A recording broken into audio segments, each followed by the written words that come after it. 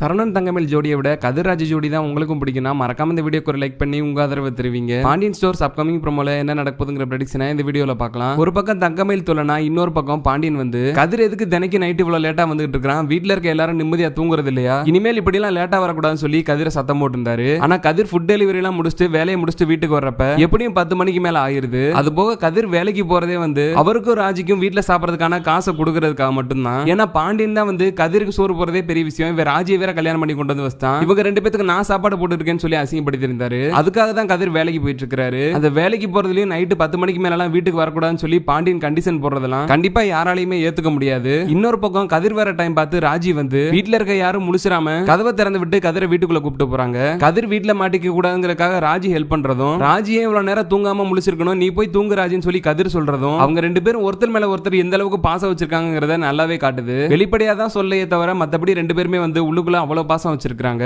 இத மீனாவுமே நோட் பண்ணி ராஜி கிட்ட கேக்குறாங்க. ஆனா ராஜி ஏதோ சொல்லி மழுப்பிடுறாங்க. இன்னொரு பக்கம் கோமதி சொன்னபடியே வந்து கிச்சன்ல தங்கமேல விடாம நீ எனக்கு காய்கறி மட்டும் நறுக்கி கொடு, சாப்பாடு வேலைனா நான் பாத்துக்கிறேன்னு சொல்லிட்டு ஒரே பிடிவாதமா நின்னுட்டாங்க. இன்னொரு பக்கம் தங்கமேல் வந்து வழக்கம் போல அவங்க போட்டு வர வேலையை ஆரம்பிச்சிட்டாங்க. நைட்டு தூங்குறப்ப தங்கமேல் வந்து சரவணன் கிட்ட நான் மீனா கிட்ட வந்து எதுக்கு அன்ஹெல்தியான ஃபுட் எல்லாம் சாப்பிடுறீங்க, பலகாரம்னா வீட்டுல செஞ்சு சாப்பிட வேண்டியதானு சொல்லி சொன்னேன். அதுக்கு உடனே மீனா வந்து என்கிட்ட அது என்னோட காசு, நான் என்னமோ பண்றேன், நீ உன் வேலையை பார்த்துட்டு போயிருன்னு சொல்லிட்டாங்கன்னு சொல்லிட்டு மீனா சொன்னதை மட்டும் இல்லாம எக்ஸ்ட்ரா ஃபிட்டிங்ஸ் எல்லாம் போட்டு இவங்களே வந்து மீனாவை பத்தி தப்பு தப்பா சரவணன் கிட்ட சொல்லி வச்சாங்க. மீனாவை அப்படி சொல்லிச்சுன்னு சொல்லிட்டு சரவணனுமே ரொம்ப ஷாக்காயிராரு. கூடிய சீக்கிரமே இந்த தங்கமேலோட ஆட்டத்துக்கு ஒரு முடிவு கட்டலனா கண்டிப்பா தங்கமேல்னால பாண்டியன் வீட்டுல பெரிய லெவல்ல பிரச்சனை வரும்னு நீங்களும் நினைச்சீங்கன்னா மறக்காம இந்த வீடியோக்கு ஒரு லைக் பண்ணி உங்க ஆதரவை தெரிவிங்க.